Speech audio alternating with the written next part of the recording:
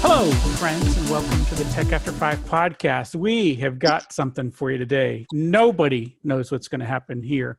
I mean, look, I got Scott and Carol, and we're going to check in. And Scott is actually out of his own house. I mean, he's in his house, but out of his house. He's quarantining in his yard under a tree. Scott, okay, tell me what's going on there. Well,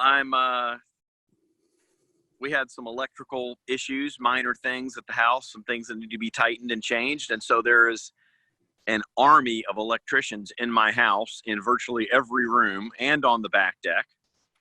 So I am outside across the street, sitting under a tree, waiting on them to stop. Excellent. Nowhere left to go, Scott. There's nowhere to go. There's nowhere to run and nowhere to hide inside that house. Yeah. Well, I mean, the rest of us, we have like other people in our house to deal with. Scott had to invite people from the outside to work on it, to run him out of his own home. Yeah, that's right. Yeah.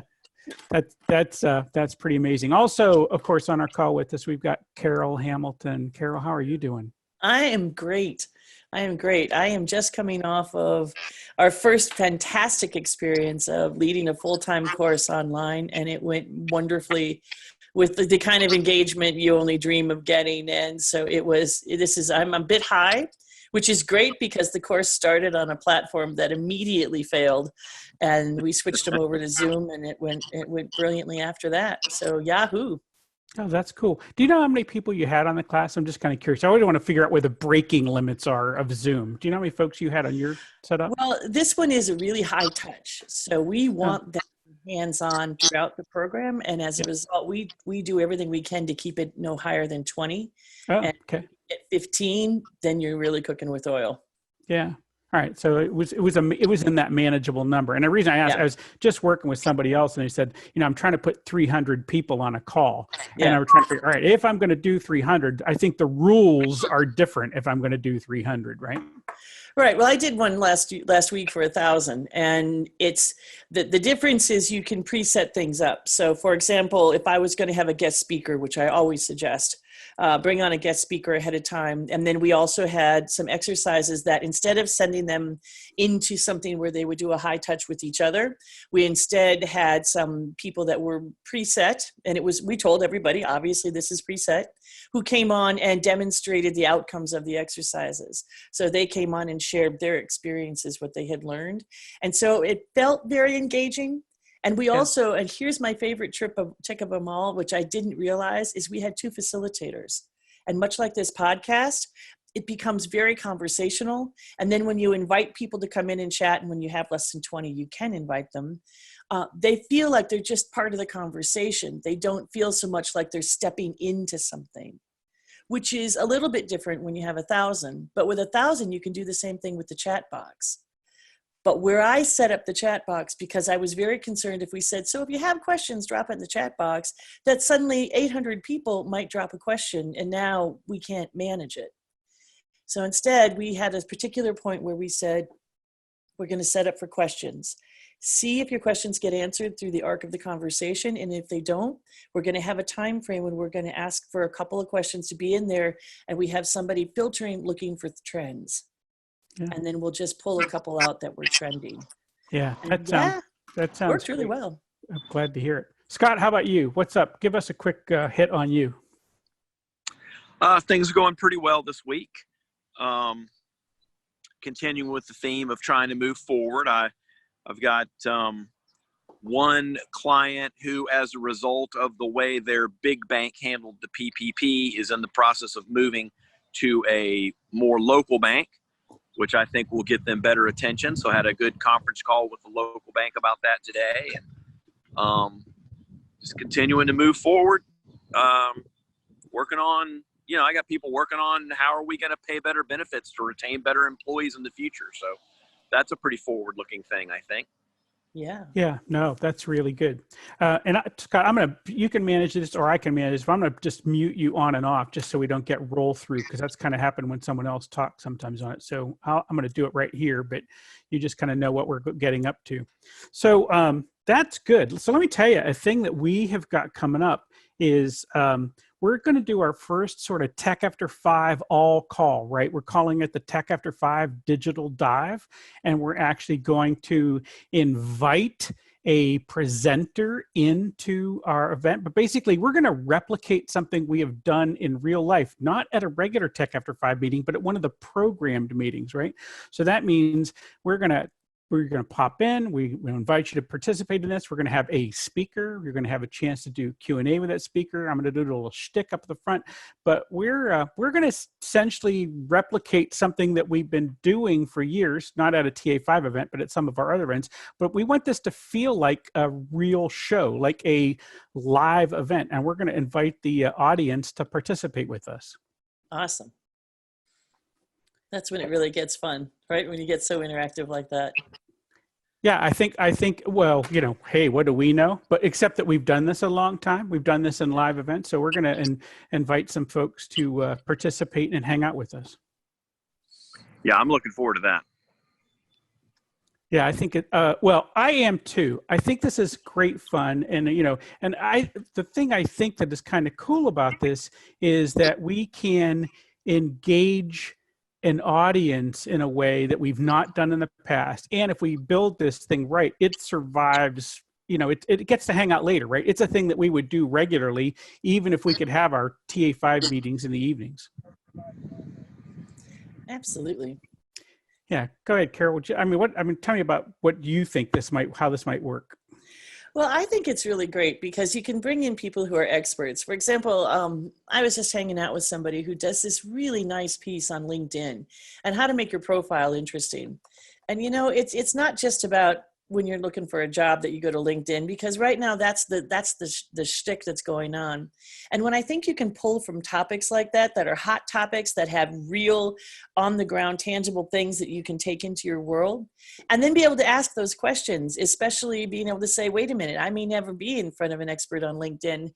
Let me grab this moment and get that expertise, in addition to, of course, being a part of the Tech5 community. I think it's awesome. Yeah. We're going to be bringing in folks from all over to present and be part of what we're doing, right? But the idea is that we like, as you point out, we'll bring in subject matter folks, people who've got some real experience and can do some cool stuff, and just to talk. And you can be part of that conversation. We'll use the breakout room feature so that you can have some individual instructions as well. I think we could have some real fun with this. And so we're going to start with some with some experts, right? So we've got the guy who is the spokesperson for one of the largest school districts, certainly the largest school district in the South Carolina, but in the country, right? To talk about what they've learned about e-learning. What has the pandemic kind of taught them about e-learning and what that is about? And how many parents couldn't use a little bit of help with that? What is it? How do we really leverage that? How do we make it better? Is this where we're headed? I don't know if you saw, but California State's is their entire, I think it's 24 schools across California are all going virtual next year. That is a profound change in family life and daily living for everybody. So I think things like that are just to have somebody on the inside feeding us, how do you do it? What makes it better? So that we get some understanding of how to be different kinds of citizens around it. It's awesome. Yeah. I think the only way I could make this conversation with us a little bit better is if I could invite the guy who's actually going to present at the first one to come in and answer a couple of questions from us. So I wonder if I could make that happen. If I press this button, could I possibly get... Oh, well done. Look at that. Well Everybody's done. favorite. There's Tim Waller. Hey, Tim Waller, Tim. Carol Hamilton and Scott. Yes. Oh, Hello, I know. Three faces that I always love to see. How y'all doing? Oh, it's good to see you. Hey, you too, Yeah. Carol. Scott. Yeah. Good to see you, Tim. Yeah. We're just holding up, and what I just want to use the word unprecedented times in every sentence now. I'm trying to figure. I see it in every email I get, right? But I'm doing good. Tim, you have taken on a big job, and we're going to try to introduce you and that topic to an audience. But if you would, just do that 30-second for the folks who don't understand what you've been up to. Sure. I keep torturing myself career-wise, as you know. If I'm not in over my head, I'm just not a happy camper. Well, not too long ago, early March, I began the role as media relations director for the Greenville County School District. If you live in this area, you know that we're the largest school district in South Carolina. We're the 44th largest in the United States. So we're a Wow. big school district with a lot Wow. of moving parts and a lot of stuff going on. Yeah, I mean, that's quite a ride. So the thing is, if you're such a big school district and you're trying to do a little bit of e-learning, my guess is you've managed to try some things and learn some things, and I'm hoping that you'll be able to share that with us in when we get together for our digital dive next week. Sure, yeah. Yeah, I mean, the million-dollar question when schools across the country had to close because of the coronavirus is, can we dust off what little we knew or what little we had utilized in the space of e-learning, and can we make that a full-time thing? Can we get every student in grades 3 through 12 in the largest school district in South Carolina with their school-issued Chromebooks to take home their lessons or download their lessons from home and be successful? And I think, we had a few hiccups in the beginning, as you might expect, and we still have some of those today, here and there. But we have learned a lot in the last couple of months. And the good news is, if I had to grade students on their e-learning so far, I think everybody gets an A+. Wow. It has gone remarkably well, and that's not just me saying that. The people who are a lot smarter than me from a technical standpoint, from a curriculum standpoint, all of those professionals in those specialties, they're all saying it. Kids really nailed this one. Yeah. Wow. That's great. How many students is that went online in what was essentially overnight as these things go? Sure. In Greenville County, we have about 77,000 students. But the ones that have the school issued Chromebooks are in grades 3 through 12, and I think that comes out to about 56,000 students that we're talking about. That's just extraordinary. Yeah. Yeah, Tim, I'll be interested in learning how you've dealt with things like families that have more than one student in different grades who need to, be online at the same time or share a Chromebook, how you've dealt with families that have limited access to the internet and to broadband internet that are capable of handling these things, how you've dealt with families that rely on the schools for nutrition and reduced lunch and things like that. So I think those are all important aspects of e-learning, and I'm looking forward to hearing Greenville County's experience in those areas. Yeah, as Scott, as optimistic as I have sounded so far in this conversation about how well we've done with e-learning, all of those challenges that you have just mentioned have been absolutely real. They have hit home for many families in this area, and we've had to address them, not one at a time, but address all of them simultaneously.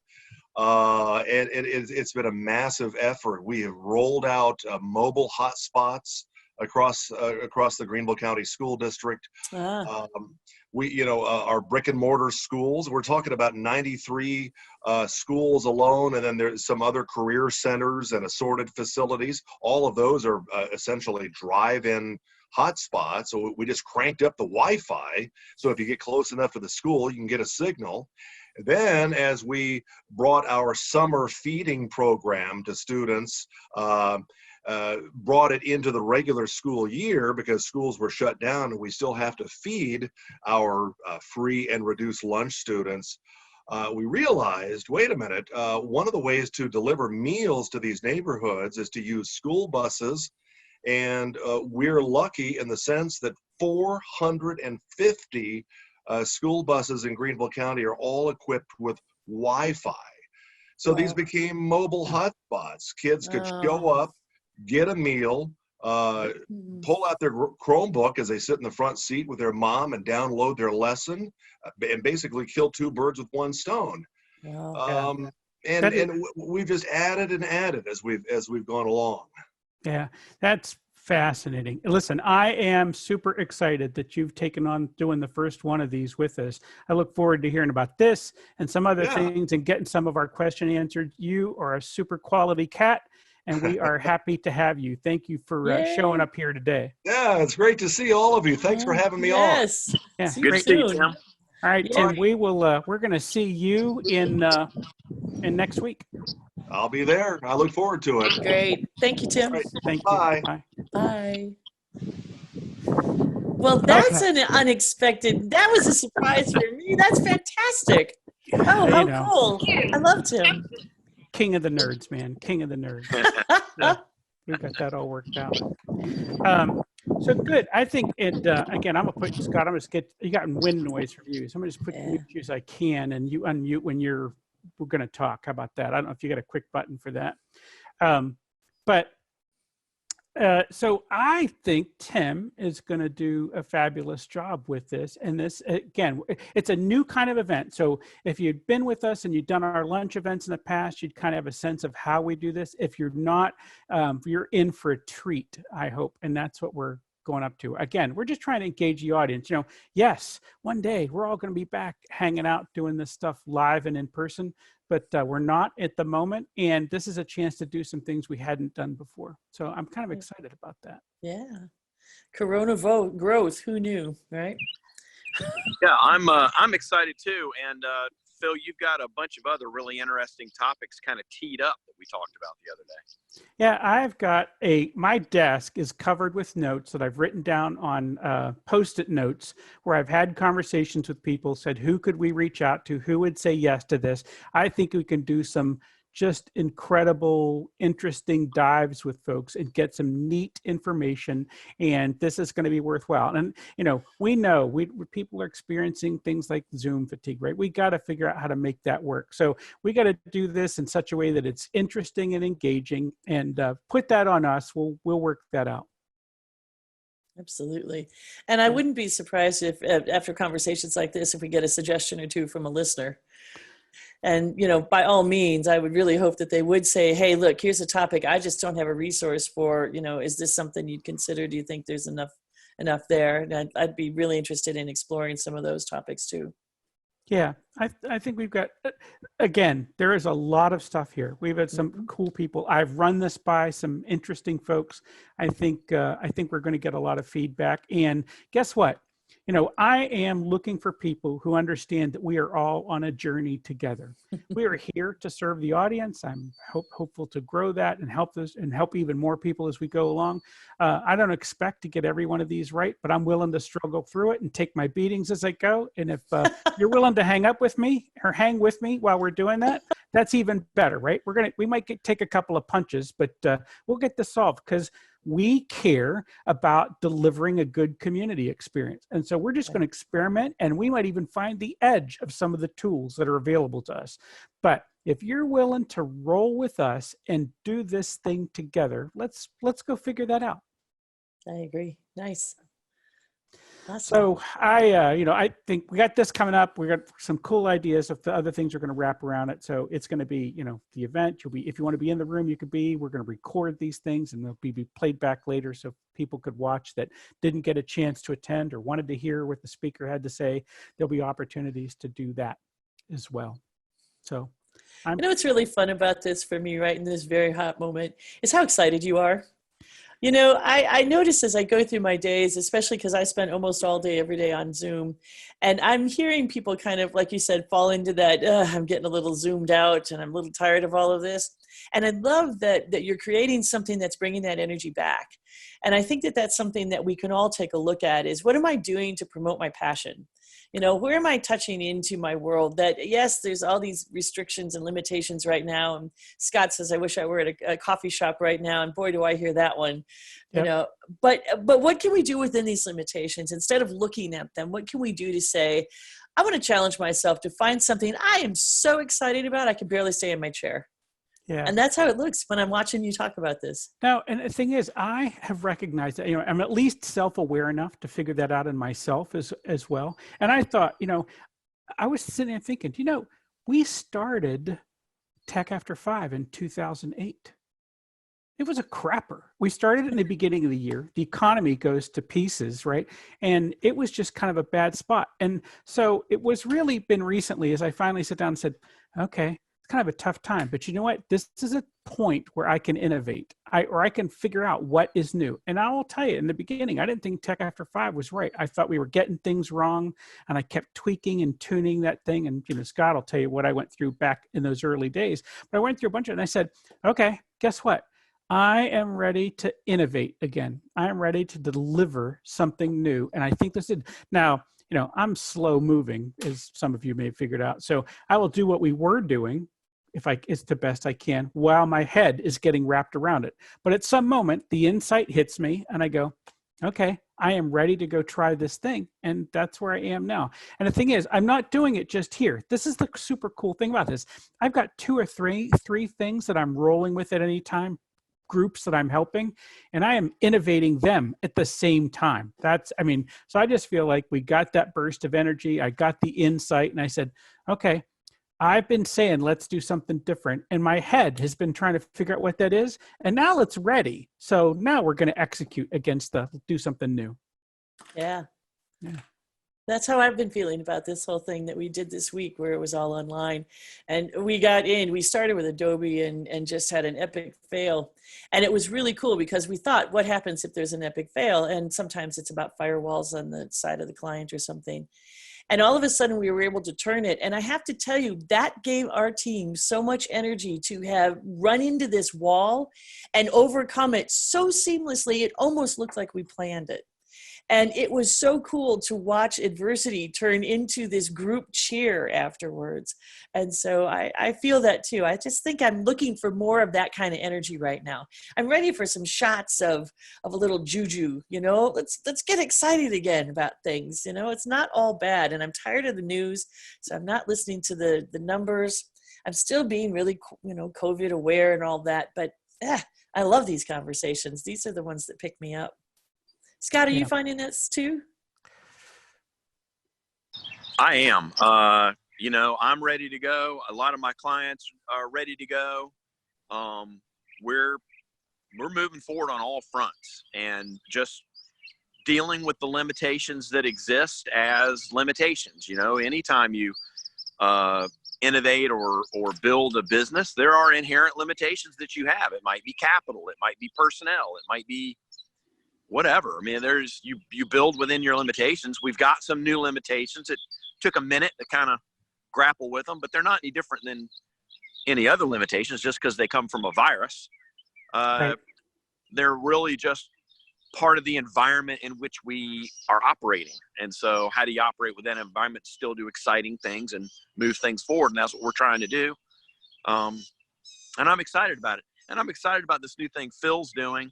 Excited about Tim's talk because he's such an engaging and interesting guy. Excited about some of the other new topics we're going to have coming up. I think it's a great idea to hear from the audience what they're looking at. And but Phil, if I want to attend this thing with Tim, what do I need to do? Yeah. So we're going to ticket this similarly to what we do with Tech After 5. So, the point is, right now we're just saying save the date. Here later in the day, we'll actually have the whole ticketing thing out, right? But the idea is you'll come up to our website, you'll take a look, you'll buy a ticket, you then will get a pass to come into the room, essentially to be part of what we were doing. And we'll explain to you what happens and what that's going to run like a little bit, kind of give you a little bit of a rundown. But yeah, your thing right now is if you're not on the mailing list, you need to be on the mailing list, because that's going to be the number one way we communicate it. But it'll be on our Facebook page, it'll be on our Twitter feeds and all the rest. But at this moment where I'm talking to you, now it might be when people are actually listening, the ticket is out and you can actually get it. But as you and I are recording it, we do not have the ticket quite yet set up. So that it's coming out momentarily. Very cool. That's great. I can't wait. Can't wait to buy my ticket. Yeah. Yeah. I think it's going to be a lot of fun, and we're going to get people together in a way that they're not quite used to seeing. And, again, doing what we're doing, I want this to be a show. I want this to be fun, and let's go out and meet some people and do some cool things together. So that's what we're up to. Well, this is what I wanted to accomplish today. I wanted to explain to people that we're doing something new. I want them to save the date. I want them to be looking for a regular email from us on those kinds of things, and understand that we've got a brand new vet. I know my name for this right now is Digital Dive. And I thought about doing that because I didn't know if I want to tie it to lunch. I don't want to tie it to breakfast. And right now we're doing it mid-morning. I may move the time of the day. I've had a little bit of feedback that says this might play easier for folks over the lunch hour, even if they're at home eating lunch or whatever. Right. So I'm not sure if that's true or not, but we'll test that out and figure. But the first one's at a 10 a.m. Again, I'm looking for folks who are in our space, professionally curious, and feel like we're headed in the right direction for them to help them out. It's 10 a.m. next Thursday? That's right. 21st. I like that. Professionally curious. That's one of my favorite phrases out of this today. I like that. I think we should, I just love being professionally curious. I highly recommend it to anybody. Yeah.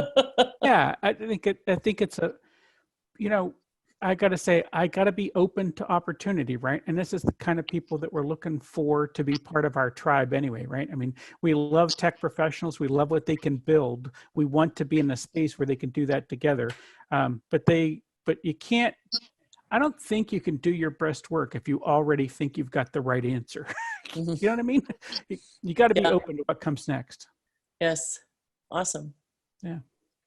All right. I think we did what I came here to do today. So all right. I'm going to wrap a bow on this thing and let Scott go corral his electricians and get that thing squared away.